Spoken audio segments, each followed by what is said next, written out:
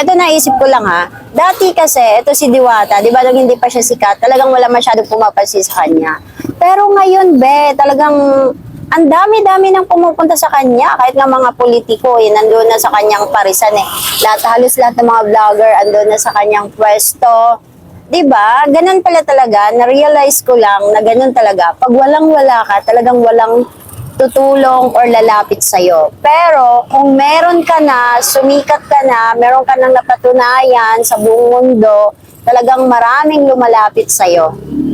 Ganyan. Ganyan ang buhay dito sa social media. Hindi lang sa social media, talagang in real life, na sa paligid mo or saan sa ang sulok ng mundo. Ganyan talaga ang katotohanan. Kung hindi ka kilala, walang tumulong sa'yo pag nangangailangan ka. Pero kung kilala ka na, aba, sila na mismo yung mag-o-offer ng tulong.